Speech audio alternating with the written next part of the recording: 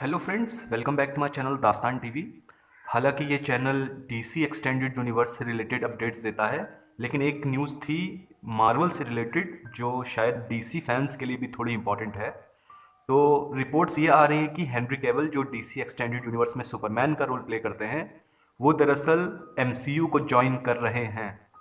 और रिपोर्ट्स के हिसाब से लोकी के सीजन 2 में वो नजर आ सकते हैं एक नेगेटिव कैरेक्टर के तौर पे, और वो प्ले कर रहे हैं हाइपेरियन का कैरेक्टर।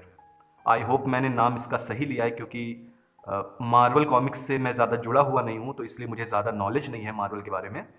लेकिन जितना थोड़ा बहुत मुझको नेट पर पता चला है उसके हिसाब से ये दरअसल एक ईविल कैरेक्टर है हाइपेरियन, और इसके पास सुपरमैन टाइप पावर्स हैं, यानी ऑलमोस्ट सुपरमैन का वर्जन है ये, लेकिन ईविल वर्जन है। और रिपोर्ट्स के हिसाब से ऑलमोस्ट इसकी डील हो चुकी है इस कॉन्ट्रैक्ट की, और हेनरी केवल जल्दी ही नज़र आ सकते हैं एमसीयू में। अभी लेकिन गाइस कोई ऑफिशियल कंफर्मेशन इससे रिलेटेड नहीं आया है, लेकिन कई सारे मीडिया पोर्टल्स और स्कूपर्स इस चीज़ को रिपोर्ट कर रहे हैं। अब डीसी एक्सटेंडेड यूनिवर्स के लिए क्या प्रॉब्लम हो सकती है? प्रॉब्लम ये हो सकती है कि आपको याद होगा जब फ्लैश मूवी की फिल्मिंग स्टार्ट हुई थी, उस वक्त जब रिपोर्ट्स आई थी कि मल्टीपल वर्जन ऑफ बैटमैन हमको नज़र आ सकते हैं, उस दौरान उम्मीद की जा रही थी कि शायद क्रिश्चियन बेल बैटमैन के तौर पे रिटर्न हो। लेकिन उसी दौरान मार्वल ने कॉन्ट्रैक्ट साइन कर लिया था क्रिश्चियन बेल से थॉर 4 मूवी के लिए। तो क्रिश्चियन बेल फ्लैश मूवी के लिए अनअवेलेबल हो गए, तो वार्नर ब्रदर्स को मजबूरी में माइकल कीटन को अदर बैटमैन बनाना पड़ा। अब जैसा कि हम जानते हैं कि हेनरी कैविल से बात चल रही है वार्नर ब्रदर्स की कि वो सुपरमैन के तौर पर रिटर्न हो फ्यूचर प्रोजेक्ट्स के लिए, तो हो सकता है कि इस वक्त शायद वो एमसीयू से कॉन्ट्रैक्ट साइन कर लें, क्योंकि हम जानते हैं कि सुपरमैन एक ऐसा कैरेक्टर है जिस पे वार्नर ब्रदर्स बिल्कुल भी कॉन्फिडेंस नहीं दिखा रहा है आजकल। यानी बैटमैन से रिलेटेड तो बहुत सारे प्रोजेक्ट हमको मिल रहे हैं, लेकिन सुपरमैन का कुछ अता पता ही नहीं है। तो हो सकता है कि इस बात में सच्चाई हो और हेनरी कैविल ने एमसीयू के साथ कॉन्ट्रैक्ट साइन कर लिया हो हाइपेरियन का कैरेक्टर प्ले करने के लिए।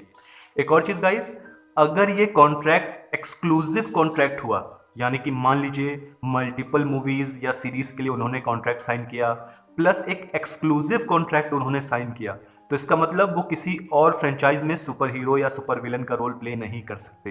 जैसे आप जानते हैं कि रॉबर्ट डाउनी जूनियर जब आयरन मैन बने थे, और कैप्टन अमेरिका और स्पाइडरमैन, ये लोग एक्सक्लूसिव कॉन्ट्रैक्ट साइन करते हैं स्टूडियो के साथ, यानी ये किसी दूसरी फ्रेंचाइज में सुपर हीरो का रोल प्ले नहीं कर सकते।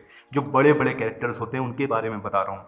तो अगर वो एक्सक्लूसिव कॉन्ट्रैक्ट साइन कर लेंगे एमसीयू के साथ, तो शायद वो सुपरमैन का रोल प्ले ना कर पाए। लेकिन अभी ऑफिशियल कंफर्मेशन नहीं आया है, तो अभी फिलहाल आप इसको एक र्यूमर ही मान के चलिए। लेकिन लॉजिकली भी गाइज अगर देखा जाए, अगर वार्नर ब्रदर्स हेनरी कैविल को अप्रोच नहीं कर रहे हैं सुपरमैन के रोल के लिए और कोई चीज़ क्लियर नहीं हो रही है, तो हेनरी कैविल अगर जाना चाह रहे हैं एमसीयू के साथ तो उनको चले जाना चाहिए। क्योंकि आप खुद ही देखो, वार्नर ब्रदर्स मान लीजिए बात ही आगे नहीं बढ़ा रहे हैं कि सुपरमैन के तौर पे वो हेनरी कैविल को चाहते हैं कि नहीं। तो आई थिंक हेनरी कैविल को अपने हिसाब से जो डिसीजन लेना चाहिए, हमें उस चीज़ का सपोर्ट करना चाहिए। अब देखते हैं कि ब्लैक एडम मूवी में हेनरी कैविल का सुपरमैन अपीयर हो रहा है कि नहीं। अगर वो अपीयर नहीं हो रहा है, तो आई थिंक ये इनडायरेक्टली इस न्यूज़ को कंफर्म कर देता है कि हाँ, हेनरी कैविल एमसीयू में जा रहे हैं।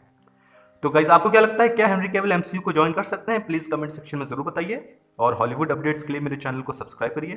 Thank you.